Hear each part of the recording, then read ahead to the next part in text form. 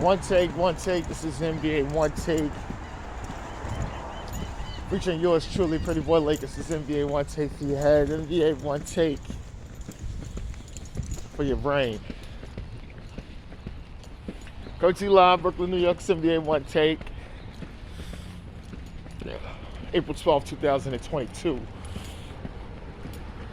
NBA news. Okay.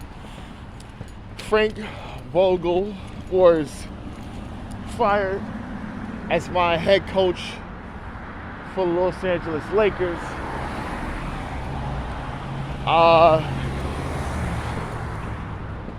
My thoughts on that. Okay. Frank Vogel had a part in it, but I look at the construction of the roster. No matter what I feel, I look at max potential, but then I think he tried every single thing to try to get the lighter. He wasn't stuck on his ways like other coaches be. He tried everything. And it didn't work. And we kind of knew that this is gonna happen. As he commented and said, Paul Westhead too. That got some scrutiny, like, oh no, you can't compare that, because him and Magic didn't get it was a plethora of things going into that season. While Paul Westhead was let go. You gotta understand, he was let go. And it's not about, oh look, his thing with Magic, and there was several other things involved in that. You may look at it, we'll see it on winning time. When winning time gets to that point on why Paul Westhead was let go. It's more than that. But Frank Vogel did deliver the championship as a head coach. But he wasn't truly the right guy. I just don't get why Jason Kidd was not the head coach. I don't get it. And speaking of Kidd, please.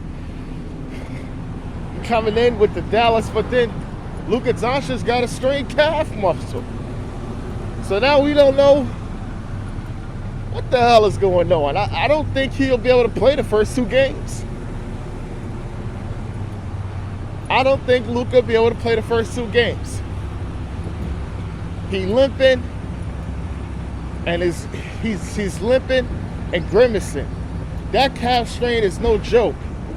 And lucky it's not a damn pulled hamstring. It's a calf strain. So you can massage that a little bit. You know, he just can't go too heavy downhill. He'll just have to be a little lighter on his feet.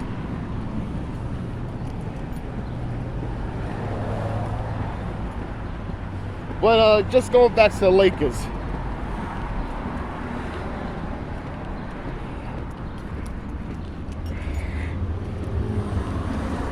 Frank Vogel will get another job. There's more to why my Lakers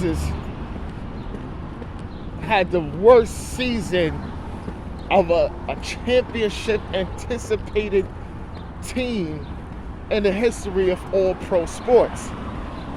Heavily scrutinized. No other team has been heavily scrutinized as much as this Laker team when it came to winning or losing on national TV networks and outlets. I'm sorry. You cannot tell me a team with this much promise to do something suffers something like that. I don't want to hear skeptics, because anybody can just say, oh, look, I think this team is going to lose, whatever. Oh, they didn't think this. So let's leave that out the door, okay? Leave that one out the door. Now, Russell Westbrook. He feels he wasn't given a good, a fair shake to play the way he wanted to play.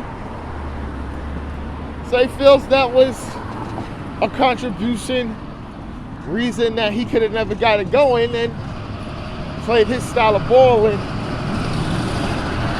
everything else would have worked out. LeBron somewhat agrees with him and says he backs Russ.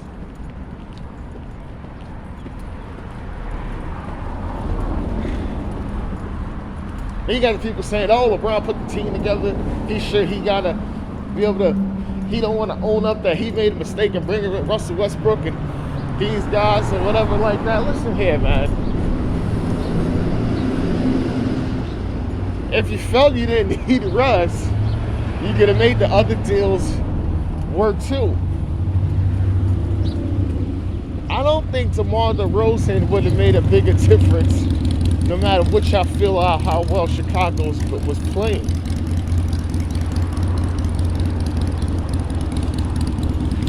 Chicago played well last season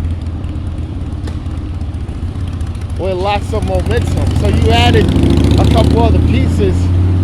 That's why the start was well. So I'll leave that one alone, because I don't think they're looking at DeMar DeRozan's season and how the Bulls turned around and certain other things, and how that would have had to link. No. Buddy Hield, no.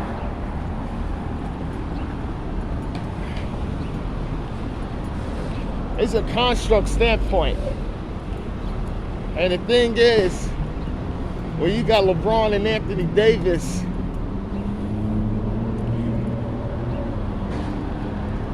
and you got other guys on the team, and even if you try to fit that in, what is the other player's role?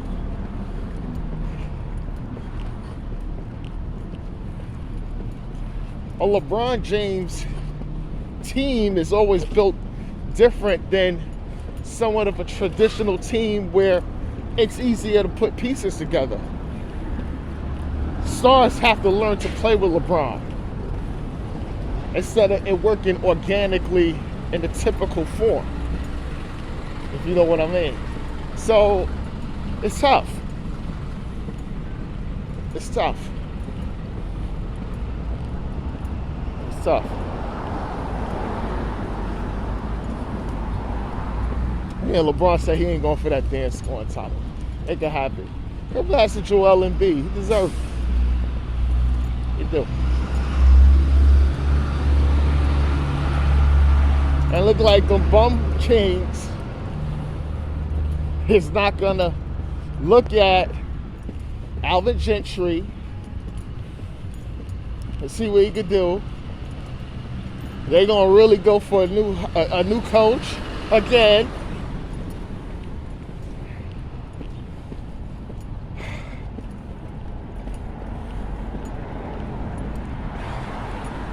What coach are you gonna get, man?